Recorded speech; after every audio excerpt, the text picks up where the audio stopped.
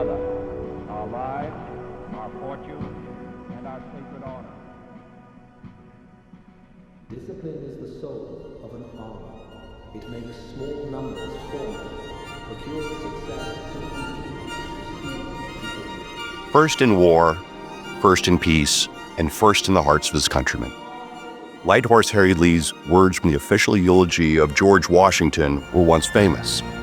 Nowadays, we usually think of Washington as the granite figure on Mount Rushmore, or Gilbert Stuart's famous painting, solemn and distant. But at the time of the American Revolution, 43-year-old George Washington was in the prime of his life, battle-tested, strong, and vigorous. At 6 foot 2 inches, he was a natural leader of men. Washington did not write the Declaration of Independence, or the Constitution, or the Federalist Papers. Yet his defiant, inspiring, and commanding writings far outweigh those of his contemporaries. As a military general, he lost more battles than he won.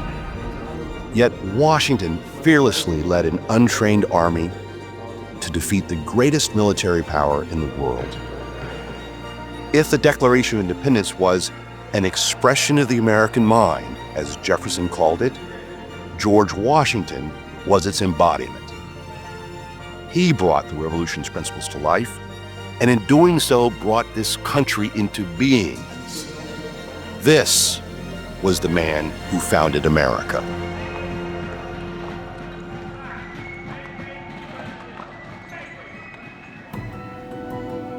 George Washington was born on February 22, 1732, near Pope's Creek in Westmoreland County, Virginia.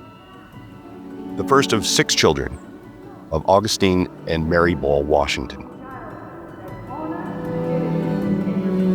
What he learned came mostly from self-study and practical experience.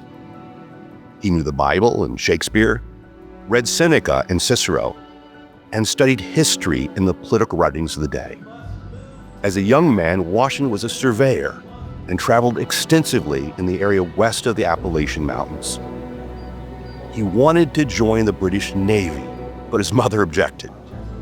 At the age of 21, Washington sought a commission and was appointed by the British as a major in the militia. Later, as a lieutenant colonel, his regiment was sent to the Ohio Valley to challenge a French incursion. The resulting skirmishes marked the opening of the French and Indian War. Since he could advance no further in British ranks, being a colonial subject, Washington resigned his commission and instead volunteered as an aide to General Edward Braddock, who led a British expedition to expel the French from Fort Duquesne. When they were ambushed and Braddock was mortally wounded, it was Washington, with 2 horses shot from under him and his clothes pierced by 4 musket balls, who rallied the panicked troops and formed a rear guard, allowing the remaining force to retreat.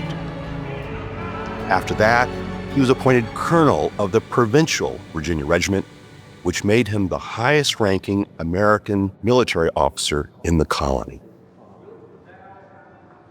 In 1758, Washington was elected a member of the House of Burgesses. The next year, he married the young widow, Martha Custis, who would be his wife for the next 40 years. And they established their home at Mount Vernon. He served as a vestryman in their nearby Anglican parish. Washington had inherited slaves, and more came with his marriage.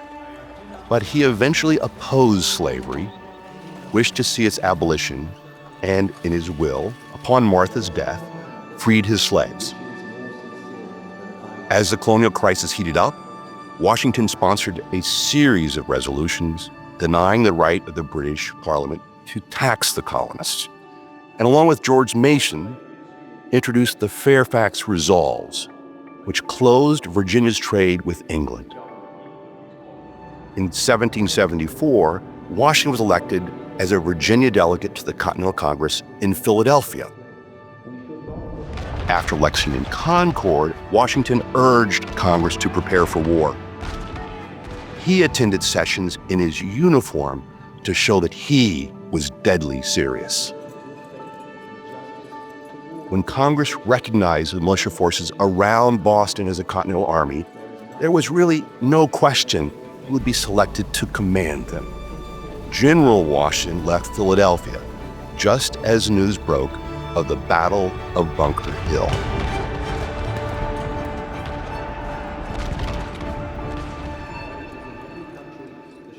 Once outside Boston, he immediately set out to force the British to battle or to leave, which they did after Washington had cannons placed on Dorchester Heights, threatening the British ships in Boston's harbor. Anticipating that the British would attack New York next, he swiftly moved his army there. It is often argued that Washington followed a Fabian strategy, modeled after the Roman general who defeated a superior enemy through a war of skirmishes and attrition. But Washington was also a bold general when the opportunity presented itself. After retreating across New Jersey, for instance, Washington executed a daring attack by crossing the icy Delaware River on December 26, 1776, with 2,000 men to attack Hessian mercenaries occupying Trenton. Washington then led his outnumbered Continental Army against British forces near Princeton, New Jersey. When his men wavered in the battle, Washington rode to the front lines, well within range of British muskets, to rally them in a counterattack that secured the victory. Those two battles, Trenton and Princeton, changed the momentum of the whole war. Washington's greatest strategic operation culminated in the last great battle of the American Revolution.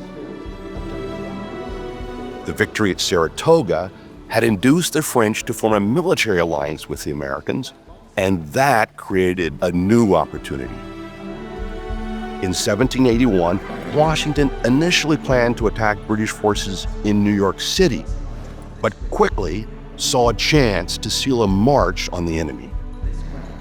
He spread misinformation, forged documents, and kept watchfires burning while he secretly led 8,000 troops over 400 miles from New York to trap Lieutenant General Charles Cornwallis at Yorktown, Virginia. Washington coordinated movements with both the French Army and Navy to prevent British naval reinforcement or evacuation, and orchestrated the formal siege that forced Cornwallis to surrender his entire army. That victory shattered British resolve to continue the war. Washington's greatest act as general occurred after Yorktown, but before the peace treaty of 1783. The Continental Army had not been paid consistently for years due to Congress's financial struggles, and the officers were frustrated by Congress's seeming ingratitude for their service. Some proposed drastic action, refusing to disband, or even marching on Philadelphia to threaten Congress. Washington called a general meeting and then showed up unexpectedly to speak to his officers. He denounced the mutinous talk as subversive, appealing to their patriotism and recalling the last words of the Declaration, "To your own sacred honor." Then, pulling out a pair of glasses to read a letter from Congress, he said, "Gentlemen, you'll permit me to put on my spectacles, for I have grown not only gray, but almost blind in the service of my country." The conspiracy immediately collapsed.